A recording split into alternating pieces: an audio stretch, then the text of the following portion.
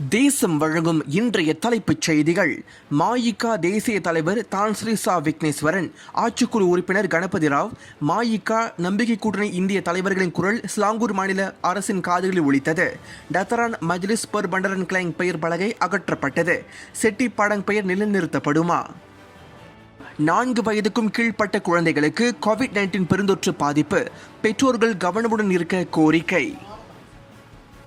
Police தடுப்பு காவலில் இந்திய கைதிகளின் மரண சம்பவங்கள் தீர்வு காண ஐஜிபி உள்துறை அமைச்சரை சந்திப்போம், தான்ஸ்ரீ சா விக்னேஸ்வரன் உறுதி. 2020 ஆண்டிற்கான SPM தேர்வு முடிவு ஜூன் 10 வெளியிடப்படும், கல்வி அமைச்சு அறிவிப்பு. நாட்டில் கோவிட்-19 பெருந்தொற்று காரணமாக 7748 தொற்று சம்பவங்கள் பதிவானது, மலேசிய சுகாதார அமைச்சு தகவல். ஜொஹோர் மாநில மஇகா இளைஞர் பிரிவு மற்றும் சிகாமாட் இந்து சமய நற்பணி மன்றம் ஆகியவை இணைந்து நடத்தும் கொரோனா தொற்று கிருமி விழிப்புணர்வு பேச்சு போட்டி. ஜொஹோர் மாநில இந்திய மாணவர்கள் பங்கேற்க அழைப்பு. நாடாளுமன்ற கூட்டத்தை இயங்கலை வாயிலாக நடத்த அரசாங்கம் பரிசீலனை, பிரதமர் துறை அமைச்சர் டாக்டர் தக்கீரன் ஹசான் தகவல். காவல்துறை தடுப்பு காவல் மரணங்கள் தொடர்கதையா, என்னதான் தீர்வு? சமூக ஆர்வலர் ஆறுமுகம் செல்லப்பா கேள்வி. 742 விசாரணை அறிக்கைகளில் 125 விசாரணை அறிக்கைகள் நீதிமன்ற நடவடிக்கைக்கு உட்படுத்தப்பட்டுள்ளன, மனிதவள அமைச்சர் டத்தோஸ்ரீ எம் சரவணன் தகவல். கோவிட்-19 காலகட்டத்தில் அரசாங்கம் மலேசிய இந்து சங்கத்திற்கு வழங்கிய கோவில் மானியங்கள் என்னவானது? மலேசிய இந்து ஆலயம் மற்றும் இந்து ஆலயங்கள் ஒருங்கிணைப்பு பேரவையின் பொருளாளர் எஸ் பாலகுருநாதன் கேள்வி. தேசம் வழங்கும் இன்றைய செய்திகள்.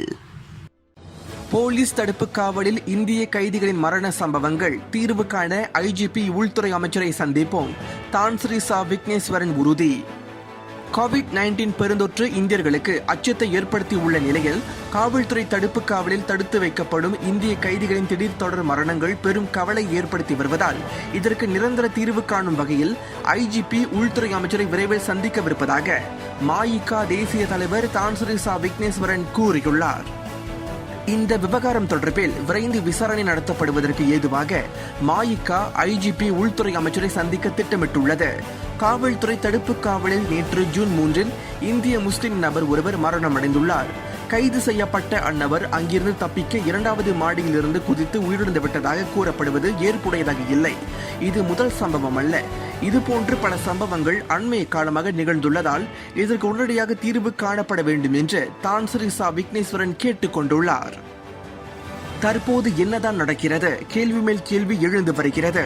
காவல்துறை இது குறித்து கேள்வி கேட்கும் பொதுமக்களையோ அரசியல்வாதிகளையோ குறை சொல்ல முடியாது. இது தற்போது பரபரப்பாக பேசப்படும் ஒரு விவகாரமாகும். காவல்துறை தடுப்பு காவல் மரணங்கள் கட்டுப்படுத்த முடியாத அளவிற்கு தொடர்கதையாகிவிட்டது என்று தான்ஸ்ரீ சா விக்னேஸ்வரன் கூறினார்.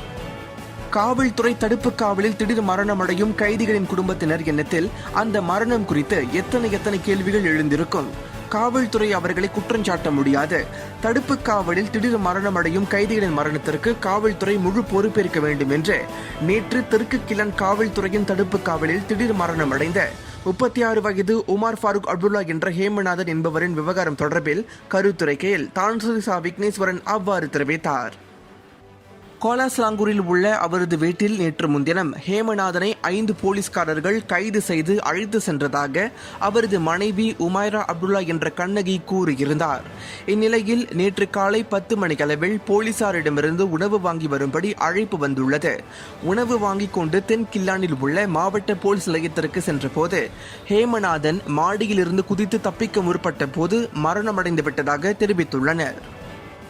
உமார் விவகாரத்தில் கூறப்பட்ட காரணம் ஏற்புடையதாக இல்லை. போலீஸ் தடுப்பு காவலில் உள்ள கைதி பாதுகாப்பு இல்லாமல் அப்படி இறந்து விடுவாரா? இது குறித்து மக்கள் கேள்வி எழுப்பும் பட்சத்தில் காவல்துறை அவர்கள் மீது தாண்டி குதிக்கக்கூடாது, ஆத்திரப்படக்கூடாது. அங்கு கூடுதல் போலீஸ்காரர்கள் இருந்திருந்தால் காவல்துறை கட்டிடத்தில் இருந்து ஒரு தடுப்பு காவல் கைதி குதித்து மரணமடைந்துள்ள சம்பவத்தை தவிர்த்திருக்கலாம் அல்லவா என்று தான்ஸ்ரீ சா விக்னேஸ்வரன் வினவினார்.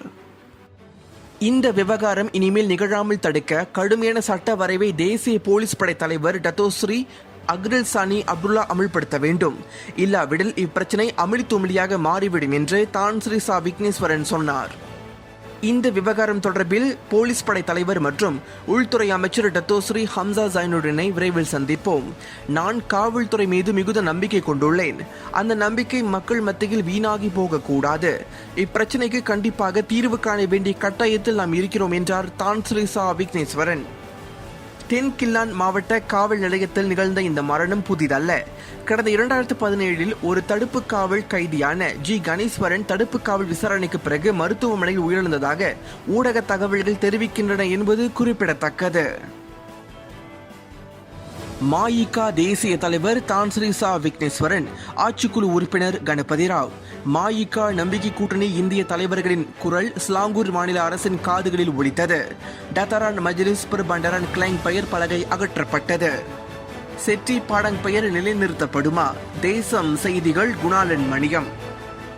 செட்டி பாடங் பெயரை டத்தரான் மஜ்லிஸ் பர் பண்டரான் கிளைங் எனும் பெயருக்கு மாற்றுவதற்கு மாயிகா தலைவர்கள், நம்பிக்கை கூட்டணி இந்திய தலைவர்கள், பொதுமக்கள், இந்திய சமூக ஆர்வலர்கள் உள்ளிட்ட பலரிடமிருந்து எதிர்ப்பு குரல் வலித்ததை தொடர்ந்து ஏற்கனவே பொருத்தப்பட்டிருந்த டத்தரான் மஜ்லிஸ் பர் பண்டரான் கிளைங் எனும் பெயர் பலகை இன்று காலையில் முற்றாக அகற்றப்பட்டுள்ளது. இந்த நடவடிக்கை நல்லதொரு தொடக்கம் என்பதால் செட்டி பாடங் பெயர் நிலைநிறுத்தப்பட வேண்டும் அல்லது ஸ்லாங்கூர் மாநில ஆட்சிக்குழு கூட்டத்தில் அதன் உறுப்பினர் கணபதி ராவ் பரிந்துரை செய்துள்ள செட்டி சதுக்கம் எனும் பெயர் வைக்கப்பட வேண்டும் என்று பரவலாக கேட்டுக் கொள்ளப்பட்டுள்ளது. ஜாலான் புக்கெட் ஜாவாவில் அமைந்துள்ள பாடங் செட்டி பெயரை டத்தரான் மஜ்லிஸ் பர் பண்டரான் கிளைங் எனும் பெயருக்கு மாற்றம் செய்து பெயர் பலகையையும் பொருத்திவிட்ட நிலையில் மாயிகா தலைவர்கள், ஸ்லாங்கூர் மாநில மாயிகா தலைவர் MP ராஜா, ஸ்லாங்கூர் மாநில ஆட்சிக்குழு உறுப்பினர் கணபதி ராவ், கில்லா நாடாளுமன்ற உறுப்பினர் சார்லஸ் சந்தியாகோ, செந்தோசா சட்டமன்ற உறுப்பினர் குணராஜ், சமூக ஆர்வலர்கள் உள்ளிட்ட பலரும் எதிர்ப்பு தெரிவித்திருந்தனர். இந்த இடமானது 100 ஆண்டுக்கும் மேலாக இருக்கும் சரித்திரமிக்க இடமாகும். அதோடு இந்தியர்கள் கில்லானிற்கு வருகை மேற்கொண்ட வரலாற்று அம்சங்களும் இதில் அடங்கியுள்ளது. மஜ்லிஸ் பர் பண்டரான் கிளைங் எனும் பெயர் மாற்றம் இந்தியர்களின் வரலாற்றை மறைப்பதாகவும், இந்த நடவடிக்கை மாநில அரசாங்கத்தை ஆளும் நம்பிக்கை கூட்டணி ஆட்சியில் மக்களுக்கு தரும் வேதனையாக அமையக்கூடாது என்றும் அவர்கள் கண்டன குரல் எழுப்பினர். இந்த நடமாட்ட கட்டுப்பாட்டு ஆணை காலகட்டத்தில் இம்மாதிரியான நடவடிக்கைகள் நிகழவிடக்கூடாது. இந்நிலையில் ஸ்லாங்கூர் மாநில மந்திரி பசார் இந்த விவகாரத்தை சீர்தூக்கி பார்க்க வேண்டும் என்றும், இந்த பெயர் மாற்ற விவகாரத்திற்கு முற்றுப்புள்ளி வைக்க வேண்டும் என்றும் ஸ்லாங்கூர் மாநில மந்திரி பசார் டத்தோஸ்ரீ அமீருடன் ஷாரியை இந்திய தலைவர்கள் வலியுறுத்தியிருந்தனர். இந்நிலையில் செட்டி பாடங் பெயரை செட்டி சதுக்கம் என்று பெயர் மாற்றம் செய்யலாம் அல்லது செட்டி பாடங் பெயரை நிலைநிறுத்த வேண்டும் என்று ஸ்லாங்கூர் ஆட்சிக்குழு கூட்டத்தில் பரிந்துரை செய்யப்பட்டுள்ளதாக கணபதி ராவ் நேற்று அறிவித்திருந்தார். இந்தியர்களின் வரலாற்றை தழைக்கச் செய்ய ஆட்சிக்குழுவினர் எடுத்துள்ள முடிவை தான்ஸ்ரீ விக்னேஸ்வரன் வரவேற்றிருந்தார். மலேசியாவில் இந்தியர்களின் பாரம்பரிய சின்னங்களை காக்க கட்சி பேதமின்றி யார் நடவடிக்கைகள் எடுத்தாலும் வரவேற்போம். அந்த வகையில் கணபதி ராவ் முடிவை வரவேற்பதாக தான்ஸ்ரீ சா விக்னேஸ்வரன் கூறியிருந்தார். இந்நிலையில் இன்று காலையில் மஜ்லிஸ் பர் பண்டரான் கிளைங் எனும் பெயர் பலகை முற்றாக அகற்றப்பட்டுள்ளது. இந்நடவடிக்கையானது செட்டி பாடங் பெயர் நிலைநிறுத்தப்படுவதற்கு இது அச்சாணியாய் அமைந்துள்ளது என்பது குறிப்பிடத்தக்கது. 742 விசாரணை அறிக்கைகளில் 125 விசாரணை அறிக்கைகள் நீதிமன்ற நடவடிக்கைக்கு உட்படுத்தப்பட்டுள்ளன. மனிதவள அமைச்சர் டத்தோஸ்ரீ சரவணன் தகவல். மனிதவள அமைச்சின் 742 விசாரணை அறிக்கைகளில் 125 விசாரணை அறிக்கைகள் நீதிமன்ற நடவடிக்கைக்கு உட்படுத்தப்பட்டுள்ளதாக மனிதவள அமைச்சர் டத்தோஸ்ரீ சரவணன் கூறினார். இதில் 49 வழக்குகள் முழுவதுமாய் முடித்து வைக்கப்பட்டுள்ளன. இதர வழக்குகளுக்கு அபராதங்களும் விதிக்கப்பட்டுள்ளன. செக்ஷன் 24D இன் கீழ் பல்வேறு தவறுகள் புரிந்துள்ளதாக தெரிய வருகிறது. தொழிலாளர்களை முறையான அனுமதி இல்லாமல் தங்க வைப்பது சட்டப்படி குற்றமாகும். அதுவும் ஆள்பல இயக்குநர் துறையின் அனுமதியை பெற்றிருத்தல் அவசியமாகும் என்று நீலாயில் உள்ள ஒரு தொழிற்சாலைக்கு வருகை மேற்கொண்ட போது டத்தோஸ்ரீ சரவணன் அவ்வாறு தெரிவித்தார். இம்மாதிரியான தண்டனைகளுக்கு 50,000 வெள்ளிக்கும் மேற்போகாத அபராதமும் 25,000 வெள்ளி அபராதமும் விதிக்க வகை செய்யப்பட்டுள்ளது. மனிதவள அமைச்சு என்றும் தொழிலாளர்களின் நலனில் அக்கறை செலுத்தும் என அமைச்சர் டத்தோஸ்ரீ சரவணன் கூறினார். corrugated offset packaging சென்டரியான் பிரஹாட் தொழிற்சாலையில் 264 தொழிலாளர்கள், குறிப்பாக அதிகமான அந்நிய தொழிலாளர்கள் வேலை செய்வதோடு 95 உள்ளூர் தொழிலாளர்கள் வேலை செய்து வருகிறார்கள். இந்த நடவடிக்கை தொழிலாளர்கள் சுகாதார மற்றும் பாதுகாப்பு துறை, சிமனாஞ்சுங் மலேசியா ஆள்பலத்துறை, அனைத்துலக வாணிப மற்றும் தொழில்துறை அமைச்சு ஆகியவற்றை உட்படுத்தியதாகும். 2021 ஆண்டிற்கான அமலாக்க நடவடிக்கைகளை மனிதவள அமைச்சு மேற்கொண்டுள்ளது. இதில் சுமார் 19,010 முதலாளிமார்களும் 1,06,593 தொழிலாளர்களின் தங்குமிடங்களும் பரிசோதிக்கப்பட்டுள்ளது. இதன் காரணமாக இதுவரை 742 விசாரணை அறிக்கைகள் திறக்கப்பட்டுள்ள வேளையில் இவை அனைத்தும் 1990 ஆண்டு தொழிலாளர்கள் வீட்டுடைமை தங்குமிடம் சட்டத்தின் கீழ் நடவடிக்கை எடுக்கப்படுகிறது என அமைச்சர் டத்தோஸ்ரீ எம் சரவணன் சொன்னார். ஜொஹோர் மாநில மாயிகா இளைஞர் பிரிவு மற்றும் சிகாமட் இந்து சமய நற்பணி மன்றம் ஆகியவை இணைந்து நடத்தும் கொரோனா தொற்று கிருமி விழிப்புணர்வு பேச்சு போட்டி ஜொஹோர் மாநில இந்திய மாணவர்கள் பங்கேற்க அழைப்பு. கோவிட்-19 பெருந்தொற்று பரவல் காரணமாக நாட்டில் முழு பொது முடக்கம் ஏற்பட்டுள்ள நிலையில் வீட்டில் இருக்கும் மாணவர்கள் மத்தியில் விழிப்புணர்வை ஏற்படுத்தும் நோக்கத்தில் ஜொஹோர் மாநில மாயிகா இளைஞர் பிரிவு மற்றும் சிகாமட் இந்து சமய நற்பணி மன்றம் ஆகியவை இணைந்து கொரோனா தொற்று கிருமி விழிப்புணர்வு பேச்சு போட்டியை நடத்தவிருப்பதாக சிகாமட் இந்து சமய நற்பணி மன்றத்தின் துணைத் தலைவர் சிவகாந்தன் உலகநாதன் கூறினார். இந்த போட்டியின் நிகழ்ச்சி ஏற்பாட்டு குழு தலைவராக ஜொஹூர் மாநில மாயிகா இளைஞர் பகுதி தலைவர் திரு சத்யசீலன் ரங்கசாமி செயல்பட்டு வருகிறார்.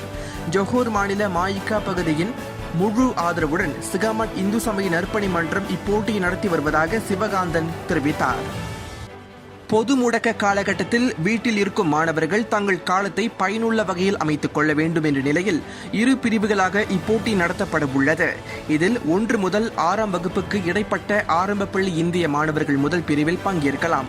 2ஆம் பிரிவில் படிவம் 1 முதல் படிவம் 5 வரையில் படிக்கும் இந்திய மாணவர்கள் இந்த பேச்சு போட்டியில் பங்கேற்கலாம் என்று சிவகாந்தன் தேசம் தொலைக்காட்சியிடம் தெரிவித்தார். இந்த கொரோனா தொற்று கிருமி விழிப்புணர்வு பேச்சு போட்டியில் ஜொஹோர் மாநில மாணவர்கள் மட்டுமே கலந்து கொள்ள முடியும். இந்த கொரோனா தொற்று கிருமி விழிப்புணர்வு பேச்சு போட்டியில் 7 வயது முதல் 17 வயதுக்குட்பட்ட மாணவர்கள் இரு பிரிவுகளில் கலந்து கொள்ளலாம் என்று சிவகாந்தன் சொன்னார். இதில் பங்கேற்கும் போட்டியாளர்கள் 3 முதல் 4 நிமிடத்திற்குள் கொரோனா தொற்று கிருமி விழிப்புணர்வு எனும் கருப்பொருளை கொண்டு தங்களின் பேச்சு திறனுக்கு ஏற்றவாறு பேசி காணொலி பதிவை அனுப்ப வேண்டும். அந்த காணொலி பதிவில் எந்த ஒரு பின்னணி இசையும் கூடுதலான எடிட்டிங் அம்சங்களும் இருக்கக்கூடாது. காணொலியில் பேசும்போது குறிப்புகள் ஏதுமின்றி மனனமாக பேச வேண்டும். இந்த போட்டியில் வெற்றியாளரை தேர்வு செய்ய படைப்பாற்றலுக்கு முக்கியத்துவம் வழங்கப்படும். மாணவர்கள் பேசும் துணி உச்சரிப்புக்கு 30 புள்ளிகளும், கருத்துக்கு 30 புள்ளிகளும், தோற்றத்திற்கு 20 புள்ளிகளும், பேச்சு சரளம் அல்லது மனனம் ஆகியவற்றுக்கு 10 புள்ளிகளும், முகபாவம் அல்லது பாவனைக்கு 10 புள்ளிகளும் வழங்கப்படும் என்று சிவகாந்தன் குறிப்பிட்டார்.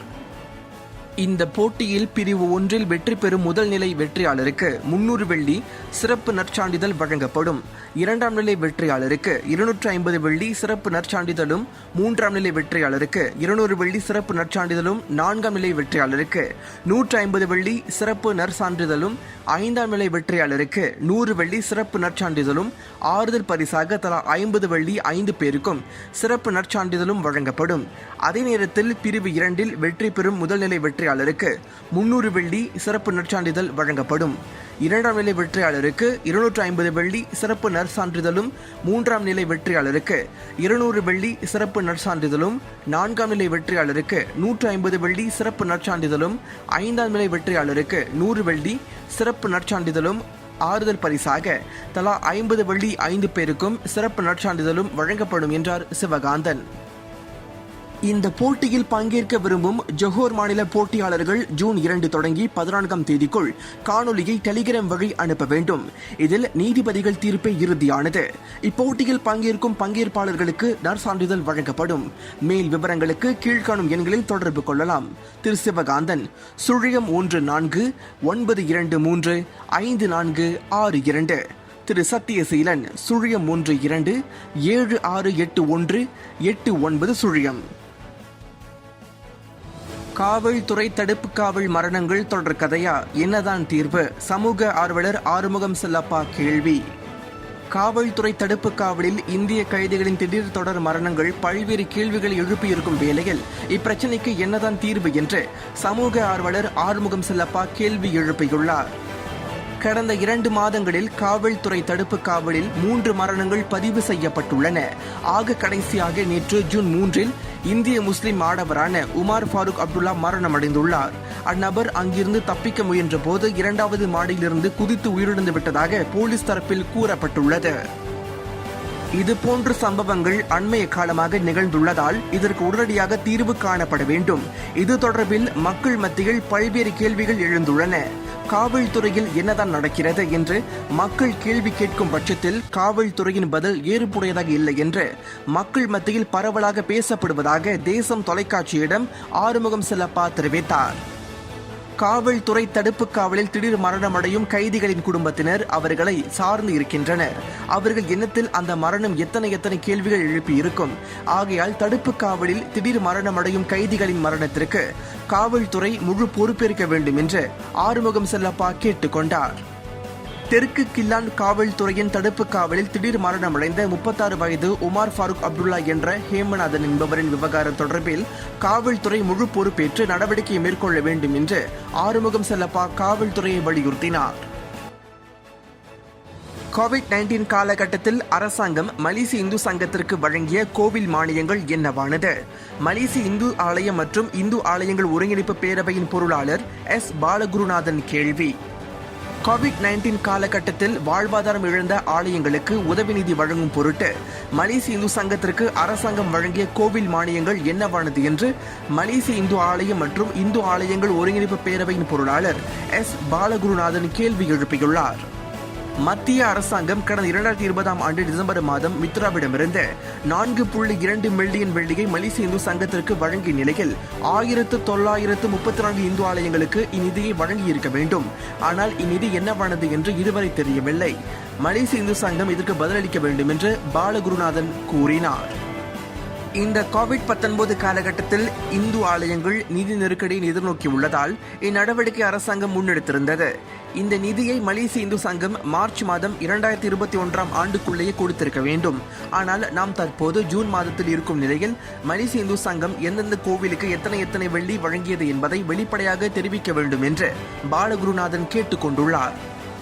இந்த உதவி நிதியை வழங்குவதில் இன்னும் ஏன் இந்த காலதாமதம்? ஜூன் மாதமாகியும் ஏன் இன்னும் வழங்கப்படாமல் காலதாமதமாகிறது? மித்ரா இந்நிதியை இந்த தேதிக்குள் முழுவதுமாக கொடுக்க வேண்டும் என்று சொல்லியுள்ளதா? அப்படி இருந்தால் எங்களுக்கு தெரியப்படுத்துங்கள் என்று பாலகுருநாதன் வலியுறுத்தியுள்ளார்.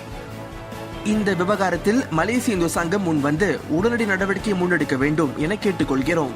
இந்து ஆலயங்கள் மிகப்பெரிய நெருக்கடியில் இருக்கும் நிலையில் அவர்கள் மித்ரா மூலம் விண்ணப்பித்தும் உள்ளனர் என்பதால் அந்த உதவி நிதி விரைந்து சம்பந்தப்பட்டவர்களிடம் வழங்கப்பட வேண்டும் என்று எஸ் பாலகுருநாதன் குறிப்பிட்டார். 4 வயதுக்கும் கீழ்ப்பட்ட குழந்தைகளுக்கு கோவிட்-19 பெருந்தொற்று பாதிப்பு, பெற்றோர்கள் கவனமுடன் இருக்க கோரிக்கை. நாட்டில் 4 வயதுக்கும் கீழ்ப்பட்ட 19,851 பேருக்கு கோவிட்-19 பெருந்தொற்றுக்கு ஆளாகி இருப்பதால் பெற்றோர்கள் கவனமுடன் இருக்க வேண்டும் என்று சுகாதார அமைச்சு கோரிக்கை விடுத்துள்ளது. கோவிட்-19 தொற்றால் சிறார்கள் அதிகம் பாதிக்கப்படுகின்றனர். இந்த எண்ணிக்கையில் 4 வயதுக்கும் கீழ்ப்பட்ட குழந்தைகளின் எண்ணிக்கை 19,851 உள்ளது. அதே சமயம் 5 வயதுக்கும் 6 வயதுக்கும் இடையேயான 8,237 குழந்தைகளுக்கும் கோவிட்-19 தொற்று பரவியுள்ளது. 7 முதல் 12 வயதுடைய 26,851 சிறார்களும் 13 முதல் 17 வயதுடைய 27,402 பேருக்கும் தொற்று ஏற்பட்டிருக்கிறது என்று சுகாதார தலைமை இயக்குனர் தான்ஸ்ரீ டாக்டர் நூரிஷா அப்துல்லா நேற்று தெரிவித்திருந்தார். கடந்த ஜனவரி 25 தேதி தொடங்கி நேற்று முன்தினம் வரையில் கோவிட்-19 நோயாளிகளான 82,341 பேர் 18 வயதுக்கும் குறைவானவர்களாவர். இந்த எண்ணிக்கையில் 4 வயதுக்கும் கீழ்ப்பட்ட குழந்தைகளின் எண்ணிக்கை 19,851 முதலிடத்தில் உள்ளது என்று தான்ஸ்ரீ டாக்டர் நூரிஷா அப்துல்லா குறிப்பிட்டார். கோவிட்-19 தொற்று தற்போது சமூகத்தில் பரவியிருக்கிறது. ஆகவே அனைத்து SOP விதிமுறைகளை கடைபிடித்து சிறு பிள்ளைகளை நாம் பாதுகாக்க வேண்டும். நெரிசல் மிக்க பகுதிகளுக்கும் தொற்று பரவும் ஆபத்து உள்ள பகுதிகளுக்கும் 18 வயதுக்கும் கீழ்ப்பட்ட பிள்ளைகளை அழைத்து செல்லும் பெற்றோருக்கு எதிராக விசாரணை நடத்த முடியும் என்று சுகாதார அமைச்சர் டத்தோஸ்ரீ டாக்டர் அடாம் பாபா கூறியிருந்தார் என்பது குறிப்பிடத்தக்கது. 2020 ஆண்டிற்கான SPM தேர்வு முடிவு ஜூன் 10 தேதி வெளியிடப்படும். மலேசிய கல்வி அமைச்சு அறிவிப்பு. 2020 ஆண்டிற்கான SPM தேர்வு முடிவுகள் எதிர்வரும் ஜூன் 10 தேதி வெளியிடப்படும் என மலேசிய கல்வி அமைச்சு ஒரு ஊடக அறிக்கையின் வாயிலாக தெரிவித்துள்ளது. மலேசிய தேர்வு வாரியத்தின் அதிகாரப்பூர்வ அகப்பக்கத்தில் தங்களின் தேர்வின் முடிவுகளை மாணவர்கள் தெரிந்து கொள்ளலாம் என அந்த ஊடக அறிக்கையில் சொல்லப்பட்டுள்ளது. மாணவர்கள் குறுஞ்செய்தி வாயிலாகவும் தேர்வு முடிவினை தெரிந்து கொள்ளலாம் என அமைச்சு தெரிவித்தது. நாடாளுமன்ற கூட்டத்தை இயங்கலை வாயிலாக நடத்த அரசாங்கம் பரிசீலனை. பிரதமர் துறை அமைச்சர் டாக்டர் தாக்கியுடின் ஹசான் தகவல். இயங்கலை வாயிலாக நாடாளுமன்றத்தை நடத்த அரசாங்கம் ஆய்வு செய்து வருவதாக பிரதமர் துறை அமைச்சர் டாக்டர் தாக்கியுடின் ஹசான் கூறினார். மக்களவையும் மேலவையும் இயங்கலையில் நடத்துவதன் வழி சுகாதார அம்சங்களை நம்மால் பின்பற்ற முடியும் என அவர் தெரிவித்தார். இந்த கோவிட்-19 காலகட்டத்தில் நாடு இருந்தாலும் இயங்கலை வாயிலாக தொடர்ந்து நாடாளுமன்றத்தை கூட்ட முடியும் என்பதற்காக இயங்கலை வாயிலாக கூட்டத்தை நடத்த அரசாங்கம் பரிசீலித்து வருகிறது. இது தொடர்பான கூட்டம் மக்களவை மேலவை கூட்டங்களின் சபாநாயகர்களும் துணை சபாநாயகர்களும் கலந்து கொண்டனர். நாடாளுமன்றத்தின் செயல் வடிவம் கூட்டம் தொடர்பான விவகாரங்கள் குறித்து நடைபெற்றது என ஒரு ஊடக அறிக்கையின் வாயிலாக அமைச்சர் தெரிவித்தார். நாட்டில் கோவிட்-19 பெருந்தொற்று காரணமாக 7748 தொற்று சம்பவங்கள் பதிவானது. மலேசிய சுகாதார அமைச்சு தகவல்.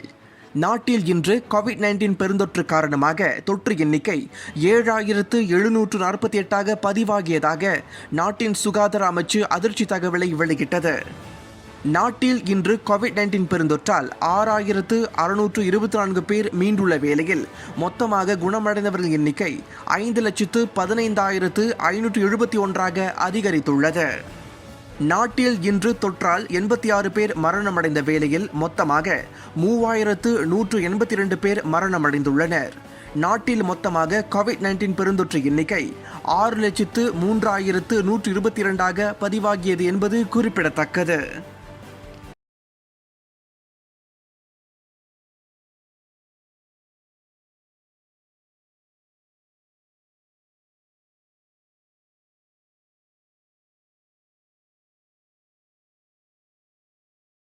இந்த செய்திகளை உங்களுக்காக கொண்டு வந்தது தேசம் டிவி மலேசியா.